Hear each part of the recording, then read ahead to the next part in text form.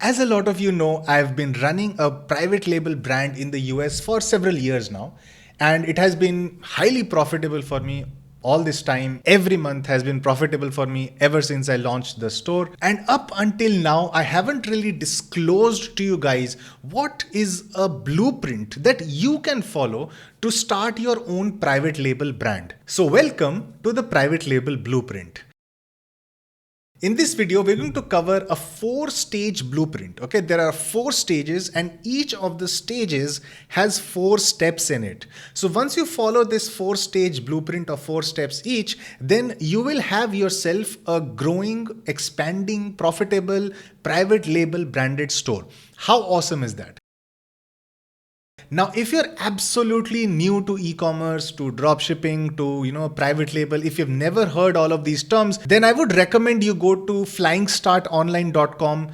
The homepage has a list of several free courses. There's no need to opt in. You can just pick a course, watch the videos. They're all taken from this YouTube channel. And after watching a few courses, you should have a pretty clear understanding of how this works out. So do invest your time into these free courses if you want to learn how to do this business properly. Now, for those who already have a dropshipping store that they're running, they have found a winning product. So for them, stage 1 is probably already done, and even stage 2 part of it. Now you can straight up start from stage 3 and then move on to stage 4. But for somebody who is just starting a new store or who wants to start a new store, you want to start from stage number 1. So let's begin the private label blueprint. These are the 4 stages of your private label blueprint.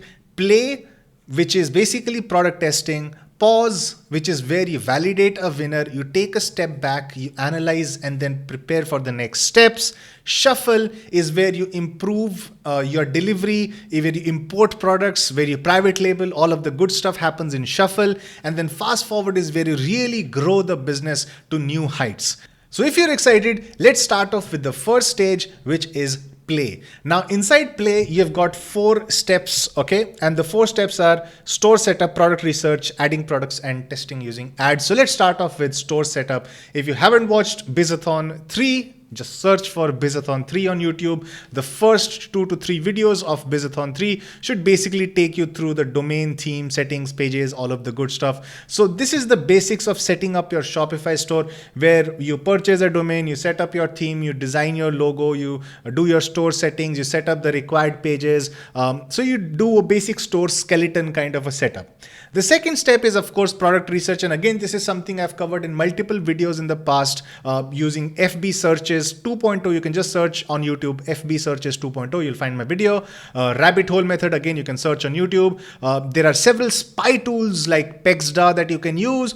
And there are also other competitive analysis tools like myip.ms and several others, of course. So there are a lot of ways in which you can, do your product research, find yourself a list of about 7-8 products that you want to try out. I always recommend opening up a general store, but something that you can rebrand later once you find your winning product, right? So the third step of this stage is to add products. Now, once you've figured out what products you're going to advertise, just add the products to the store, write good descriptions, set up your ad creatives, the video ads that you're going to use to advertise those products, prepare those video ads. So the next step is, of course, to test using ads, which is to run the ads of those ads that you created, those videos that you created using Facebook. You can even try Google Shopping. You can do Instagram ads using Facebook Business Manager. So try all of these ads.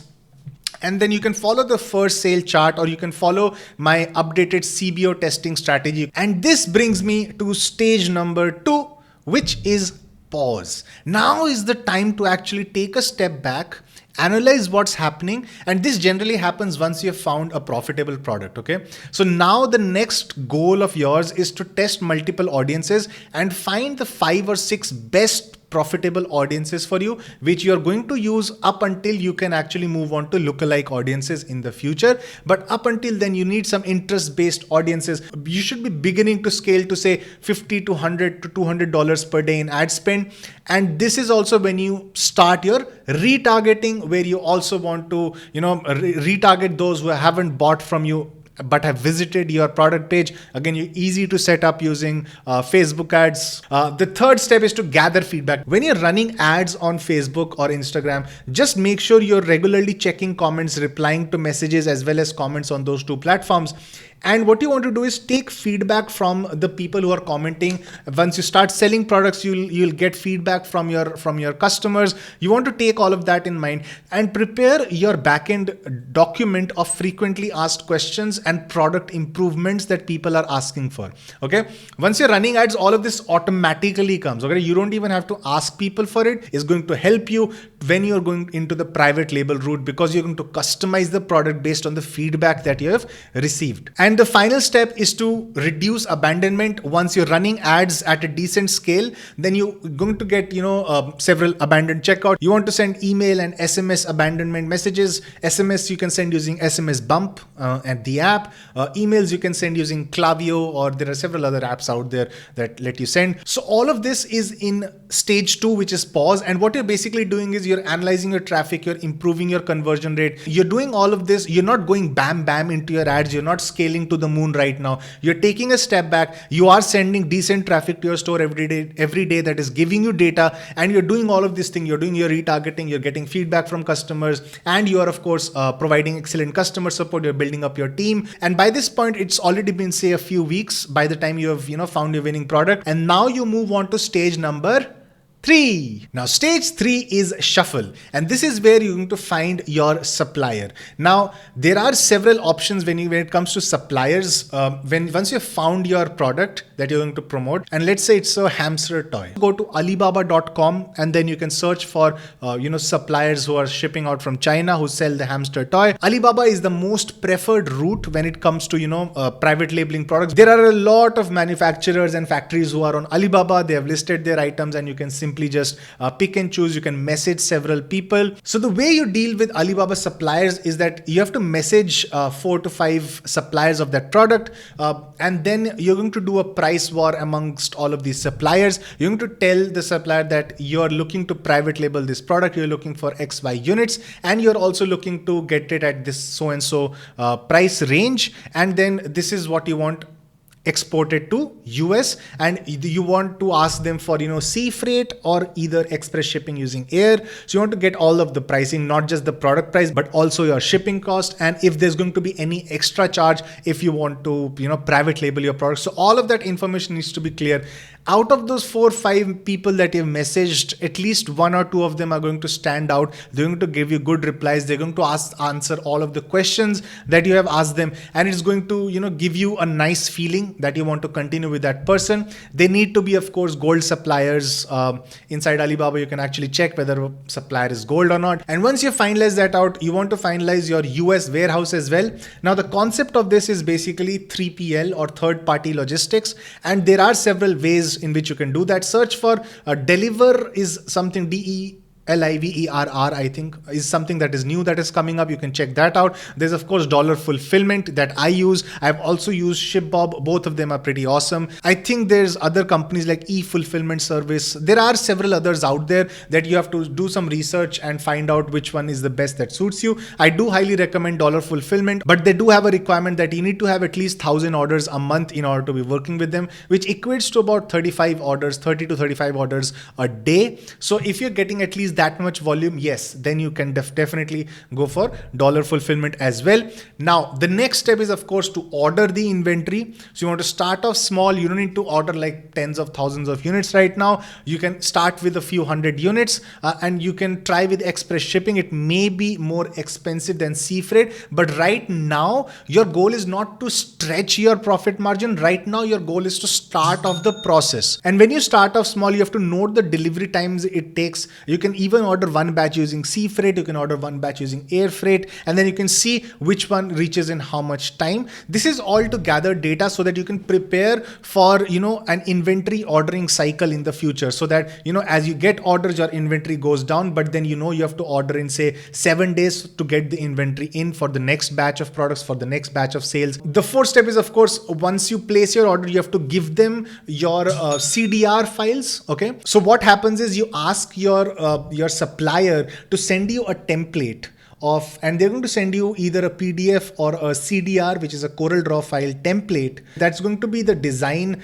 structure, how the design is going to come printed out for the label of the product, for the outer box, if there is any. And you're going to take that CDR file, if you know how to edit CDR files, awesome. You can do that on your own. You can design the way you want it. You can actually take the template over to a local printing shop here in your locality, or a local designing service. So send them the file. I believe there are also people out there on Fiverr who can help design the CDR files for you. Ask them to put your logo, the text you want, the way you want to design it, the colors you want. So they'll design it the way you want it. Send that over to your supplier. You're basically going to have your own private label product with your own logo on that product, and they're going to ship it out to the US. How awesome is that?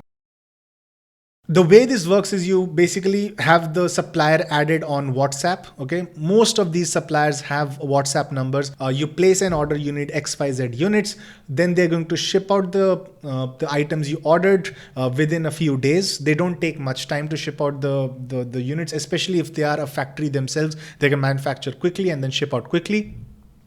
Then based on sea freight or air freight, it might take anywhere between like 4 days to 45 days or 60 days even using sea freight. Now, once it reaches the US, they're going to talk to, FedEx or whatever platform they've used to ship the product and deal with customs.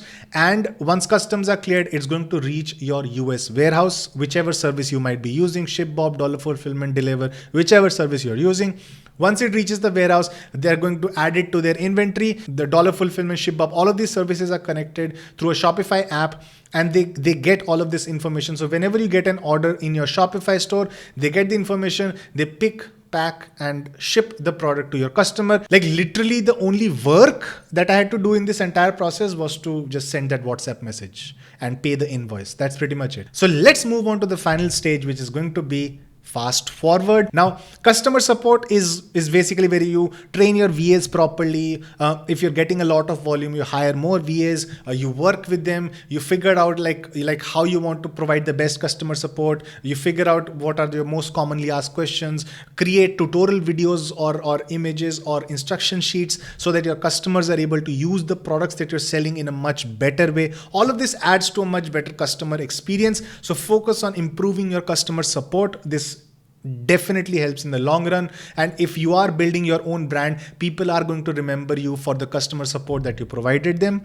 Now, the second step is, of course, CRO and AOV boost. This is where you optimize your conversion rates. You install apps like Lucky Orange or Hotjar. You look at visitor recordings. You improve your site speed. You improve your image layout. You improve your description. You add other products into the mix, or you add some combinations. You bundle a few products together to try and improve your average order value. You improve your backend email marketing campaigns. So all of this, once you start doing that, you are able to improve your conversion rate, and the other ways you improve your average order value.